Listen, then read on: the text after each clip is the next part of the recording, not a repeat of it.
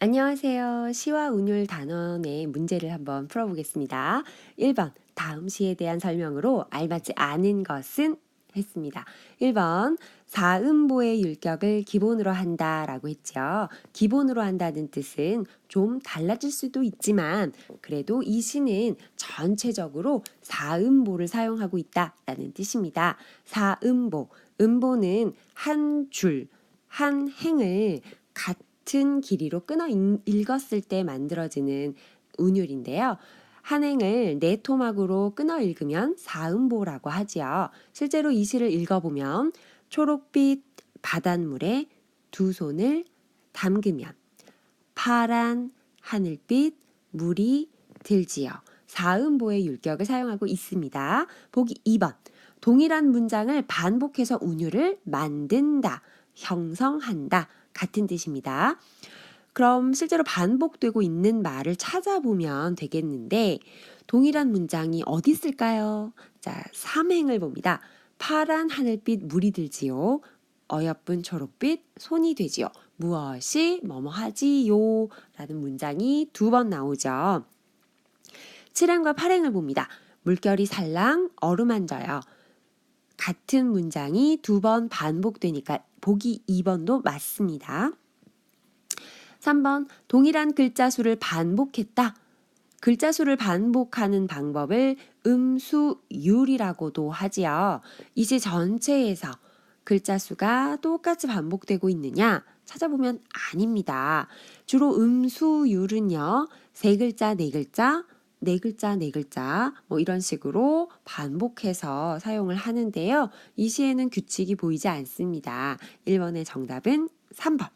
자, 4번입니다. 시각적 심상을 통해서 라는 말 보이죠? 심상, 마음 심자의 모양상자. 마음 속으로 상상해봐라. 근데 어떻게? 눈으로 볼 수 있는 것을 그려봐라. 뭐 이런 뜻입니다. 그래서 이 시 전체에 보면 초록빛 바닷물, 파란 하늘빛, 색깔을 나타내는 단어들이 보이죠? 시각적 심상 사용하고 있고요. 시원한 이미지, 파란색, 초록색, 시원하다 할 수 있죠. 그래서 보기 4번도 맞고요. 보기 5번입니다. 물의 느낌을 표현하기 위해서 촉각적 심상을 사용했대요. 7행을 봅니다. 물결이 살랑 어루만져요. 이때 살랑은 살짝이라는 뜻의 사투리고요. 어루만지다, 가볍게 쓰다듬어 만지다라는 뜻입니다. 만지다, 촉각이네요. 따라서 촉각적 심상을 사용했다는 말도 맞습니다. 다음은 김억의 연분홍 송이송이라는 시를 풀어보겠습니다. 2번, 이 시에 말하는 이가 바라보고 있는 모습이 아닌 것은? 이라는 질문이네요. 말하는 이는 다른 두 글자로 화자라고 합니다.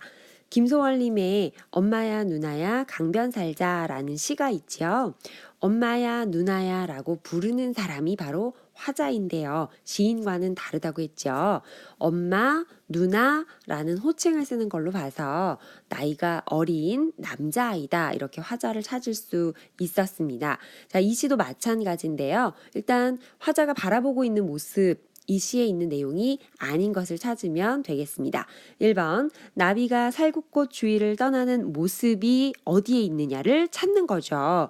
사연을 보면 나비가 울며 울며 돌아섭니다. 떠나는 모습이 나와 있지요. 보기 2번, 살구꽃이 바람에 흩날리며 지는 모습. 역시 사연에 있습니다. 연분홍 송이송이, 이것이 바로 살구꽃이고요. 바람에 진다라는 내용이 있습니다. 2번에 보기 3번. 봄이 되어 살구꽃이 꽃눈을 피우는 모습 1연에서 확인할 수 있죠. 살구꽃이 눈을 틉니다. 보기 4번. 살구꽃이 나비처럼 춤추듯 떨어지는 모습이라고 했어요.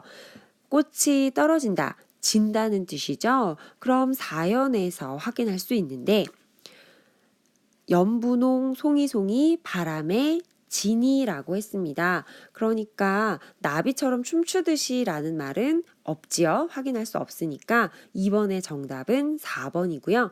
보기 5번. 살구꽃 주위에 나비가 춤추듯 날아다닌다. 나비가 춤춘다.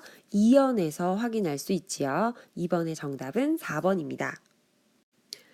3번 이 시에서 나비의 역할로 알맞은 것은 보기 1번입니다. 살구꽃의 모양을 비유적으로 표현한다. 비유라는 것은 다른 것에 빗대어서 말한다는 뜻인데요. 사랑은 수행평가랑 같아요. 왜? 매일매일 해야 되니까요. 힘드니까요. 사랑을 수행평가라고 하는 다른 것으로 대신 표현하고 있죠. 이런 게 바로 비유였어요. 1번 살구꽃의 모양을 비유하고 있는 것은 이 시에서 없습니다. 2번 봄에 대한 말하는 이의 감정을 표현한다. 일단 시에서 감정을 나타내는 말을 찾아봐야겠죠. 2연에서 반갑다. 4연에서 울며라는 단어가 보입니다. 꽃이 펴서 나비가 반갑대요. 그리고 바람에 꽃이 져서 나비가 울었대요. 반갑다, 울었다. 근데 이 감정을 나비가 실제로 느끼는 건 아닐 거고 화자, 말하는 사람이 그렇게 느꼈을 거예요. 근데 나비가 반갑다, 울었다라고 되어 있는 거죠. 3번의 정답은 2번입니다. 보기 3번. 계절적 배경이 봄이라는 것은 알 수 있지만 나비가 주로 봄에 나니까요. 그런데 그게 꼭 중요한 것은 아니라는 거죠. 연분홍꽃, 살구꽃이 봄에 피니까 봄바람이 부니까 봄이라는 거 알 수 있습니다. 나비만 봄이라는 걸 알려주는 건 아니니까요. 나비의 역할이라고 보기 어렵고 4번. 살구꽃이 아름답게 지는 모습 과 나비는 상관이 없죠. 5번 연분홍 살구꽃, 연분홍이라는 색깔을 나타내는데 나비는 색깔을 나타내는 단어가 없습니다. 따라서 색채 대비를 보여준다고 하는 말은 틀렸습니다. 4번 말하는 이가 이 시를 통해 말하고자 하는 바로 알맞은 것은 말하고자 하는 바 주제를 고르라는 문제네요. 시 전체의 내용을 포함하고 있는 중심 생각을 고르면 되겠습니다. 보기 4번 봄이 오고 가는 것 연분홍 살구꽃이 피고 지는 것에 대해서 나비는 반갑기도 하고 울면서 돌아서기도 하지요. 즐거움과 서운함을 드러내고 있다. 4번의 정답은 4번입니다. 보기 5번을 보면 너훌너훌 춤을 추듯 날고 있는 나비의 이야기가 2연에 있지요. 그러나 2연에만 있으니까 시 전체의 주제라고 보기는 어렵습니다. 5번 이 시의 분위기로 알맞지 않은 것을 고르는 문제입니다. 분위기, 느낌과 같은 말인데요. 일단 보기에 나오는 단어들을 시 내용에서 확인할 수 있는지 보면서 풀겠습니다. 1번 경쾌함. 2연에 보면 나비가 너훌너훌 춤을 추지요. 따라서 경쾌하다는 느낌 가질 수 있고요. 2번의 반가움은 역시 2연에서 반가와라는 단어가 있기 때문에 확인 가능해요. 보기 3번 서운하다. 4연에 보면 꽃이 바람에 지니까 나비가 울었다라고 되어 있죠. 서운하기 때문이죠. 다음 보기 5번에 화사함이요. 2연에 보면 역시 연분홍 송이송이 꽃이 막 이렇게 여러 송이가 피는 겁니다. 그리고 나비는 너훌너훌 춤을 추는 부분에서 화사하다 봄 분위기 확인할 수 있고 4번의 그리움은 이 시 내용에는 상관이 없습니다. 따라서 5번의 정답은 4번입니다. 6번 이 시에 나오는 구절을 소리내어 읽어보고 끊어 읽게 되는 부분을 이제 V자 모양으로 표시하시오라는 문제입니다. 일단 한 행을 적당한 길이로 비슷하게 이제 끊어서 음보를 만듭니다. 그리고 나서 그 음보의 글자 수를 확인해 봅니다. 그리고 시 전체에서 그 규칙이 통하는지를 확인하면 됩니다. 일단 끊어 읽어보면 이렇습니다. 봄바람 하늘하늘 넘노는 길에 연분홍 살구꽃이 눈을 틉니다. 연분홍 살구꽃이 바람에 지니 나비는 울며 울며 돌아섭니다. 한 행을 세 토막 3음보로 끊어 읽을 수 있고요. 3글자, 4글자, 5글자, 글자 수가 일정하게 반복되고 있습니다. 7번 다음 시어 중 이 시의 운율을 형성하는, 만드는 단어로 볼 수 없는 것을 고르래요. 운율이라는 것은요. 같은 소리, 모양이 반복됐을 때 위, 율이 형성됩니다. 보기 1번부터 5번을 보면 모두 다 뭐뭐입니다. 같은 소리가 반복되지요. 보기 2번만 반가와 다르기 때문에 7번의 정답은 2번입니다. 8번 보기에서 설명하고 있는 단어를 이 시에서 모두 찾아 쓰시오. 조건이 있죠. 사람이나 사물의 움직임을 흉내내는 말, 다른 말로 의태어이면서 동일어로 반복되고 있는 운율을 만드는 단어를 찾으랍니다. 일단 의태어이면서 반복되는 말을 찾아야 하는데 정답은 하늘하늘 너훌너훌입니다. 하늘하늘은 조금 힘없이 늘어져서 가볍게 흔들리는 모양을 얘기하고요. 너훌너훌은요. 팔이나 날개 따위를 활짝 펴고 자꾸 위아래로 부드럽게 움직이는 모양을 뜻하는 의태어입니다. 하늘, 하늘, 너훌, 너훌 같은 단어가 두 번씩 반복됐죠. 혹시 송이 송이는 안 돼요? 라고 생각할 수도 있는데요. 사전을 찾아보면 여럿 있는 송이마다 모두를 뜻하는 단어인데 이것은 의태어가 아니기 때문에 정답이 아닙니다. 9번 다음 중 일연과 사면의 관계와 그 관계가 동일한 것은 문제 어렵죠. 일연과 사면을 보면 봄바람 하늘하늘 넘노는 길에 연분홍 살구꽃이 나붓깁니다. 해서 같은 문장 구조가 반복되고 있어요. 같은 것을 고르면 보기 1번 나는 나룻배 당신은 행인 해서 누구는 뭐엇 해서 대구법이 되고 있는 것이 맞습니다. 10번 다음 중 시의 운율에 대한 설명으로 알맞지 않은 것은 보기 1번 시에서 느껴지는 말의 가락을 말한다 맞고 2번 시의 주제와 연관된 분위기를 형성한다도 맞습니다. 연분홍 살구꽃이 반갑게 눈을 트죠. 나비가 너훌너훌 아주 즐겁게 춤을 춥니다. 이런 식으로 운율과 함께 너훌너훌 운율과 함께 꽃이 활짝 핀 봄의 분위기 상상할 수 있거든요.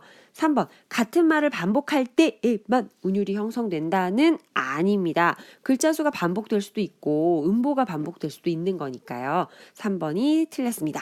4번 시가 노랫말이 될 수 있는 결정적인 이유 운율 때문이죠. 5번 의성어 소리를 흉내내는 말이 의성어이고 모양을 흉내내는 말이 의태어입니다.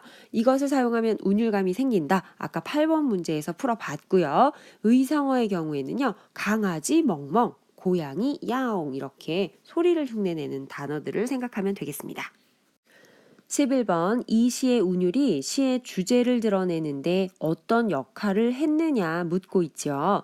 그럼 보기 부분에 나와 있는 말을 시에서 찾아야 합니다. 그래서 차이점을 비교해야 되는데 봄바람이 부는 길에 연분홍색 살구꽃의 눈이 트기 시작합니다. 라는 보기 부분과 봄바람 하늘하늘 넘노는 길에 연분홍 송이송이 못내 반가와 나비는 너울너울 춤을 춥니다. 라는 시를 비교해서 차이점을 찾으란 얘기죠. 정답은 이렇습니다. 말의 가락을 살려 봄의 경쾌함을 표현한다. 운율을 통해서 봄의 분위기를 표현한다. 라고 쓰면 되겠습니다. 12번입니다. 다음 중 시에서 운율을 만드는 방법으로 알맞지 않은 것은 했어요. 1번 일정한 글자 수를 반복한다. 음수율. 2번 같은 문장을 반복한다. 대구. 3번 함축적 의미가 같은 단어를 반복한다. 이건 아닙니다. 3번이 정답이네요. 함축적 의미라는 것은 뜻이 속에 숨어 있다라는 뜻입니다. 예를 들어서 뜨는 해 그러면 앞으로 세상을 점점 밝게 만들 테니까 희망을 뜻하고 지는 해 노을의 경우에는 세상을 이제 점점 어둡게 만들겠지요. 따라서 좌절이라든가 이런 것들 부정적인 뜻을 나타냅니다. 4번 같거나 유사한 단어나 문장을 반복한다. 이것도 대구법의 일종이고요. 5번 같은 위치에서 같거나 비슷한 소리를 반복하는 것 위, 율과 관련 있죠? 맞습니다. 아까 7번 문제에서 무엇입니다 라는 소리가 반복되면 운율을 만들 수 있다고 했죠.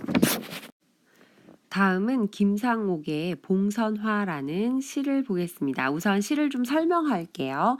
비오자 장독대에 봉선화 반만 벌어 해바다 피는 꽃을 나만 두고 볼 것인가. 이때 나라고 하는 화자가 보이죠? 나가 하는 이야기인데 볼 것인가, 볼 수 없다는 뜻이죠. 세세한 사연을 적어 누님께로 보내자. 누님이라는 호칭을 쓴 거 보니까 나는 남자예요. 그쵸? 누님이 편지 보며 하마 울까 웃으실까. 그러니까 누님은 어쩌면 웃을까 울까 뭐 이런 뜻이고 눈앞에 삼삼이는 고향집을 그리시고 누나는 편지를 받으면 고향집을 그리워할 것 같대요. 그러니까 지금은 같이 살고 있지 않은가 봐요.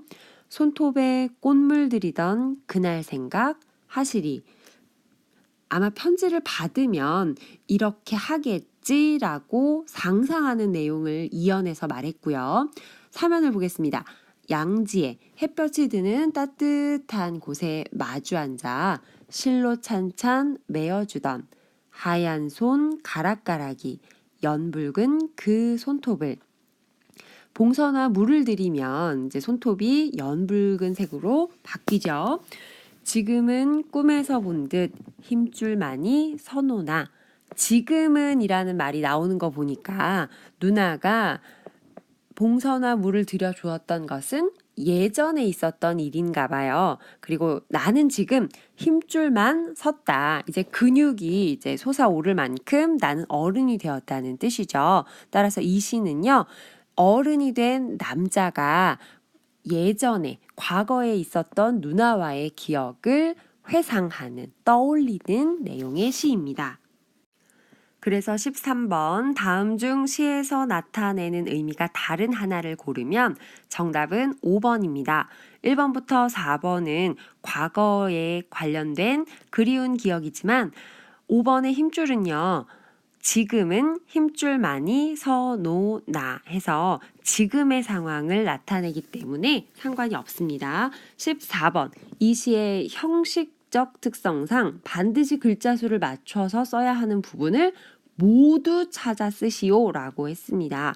이 시는요. 3개의 연으로 되어 있는데 각 연의 마지막 행을 보면 첫 번째 어절, 그러니까 띄어쓰기 단위로 첫 번째 단위가 모두 3글자로 끝나고 있습니다. 초장, 중장, 종장 3행으로 되어 있는 시조의 경우 마지막 종장, 즉 3행의 첫 어절은 3글자를 쓰도록 되어 있어요. 따라서 14번의 정답은요. 세세한 손톱의 지금은입니다. 15번 이 시를 바르게 끊어 읽지 못한 것은 이라고 했어요. 음보를 찾으라는 얘긴데요. 시 전체에서 글자 수가 비슷하게 끊어 읽기를 해야겠죠. 정답은 2번입니다. 누님이 띄고 편지 보며 띄고 하마 울까 띄고 웃으실까 이렇게 해서 한 행을 4토막 4음보로 나누는 것이 맞겠습니다. 16번 이 시에 대한 설명으로 알맞지 않은 것을 고르시오. 1번 과거를 떠올린다, 회상하는 시다. 맞지요. 사면에서 지금은 이라는 말이 나오고요. 이연에서는 그날 생각하시리 해서 과거에 봉선화물 들이던 기억을 떠올렸기 때문에 맞습니다. 2번 외형률이 느껴지는 정형시다. 정형시, 형식이 정해져 있다. 규칙적으로 반복하는 말이 외형, 바깥 외자 쓴 거죠. 겉으로 보여진다는 뜻입니다. 14번에서 글자 수를 맞춰서 써야 하는 부분을 이야기했었죠. 2번 맞고요. 3번 작품 속에서 말하는 이 화자는 어린 소년이다. 땡 틀렸습니다. 과거의 누님을 기억하고 있었죠. 지금은 힘줄이 서 있는 어른 남자입니다. 따라서 3번은 틀렸고요. 4번 시각적 심상이 두드러지게 나타난다. 시각, 눈으로 볼 수 있는 것을 표현하고 있는 것. 세 번째 연에서 하얀 손, 연붉은 손톱, 하얗다, 연북다 시각적 단어가 있습니다. 5번 어린 시절에 대한 그리움을 표현하고 있지요. 16번의 정답은 3번입니다. 자, 수고했습니다.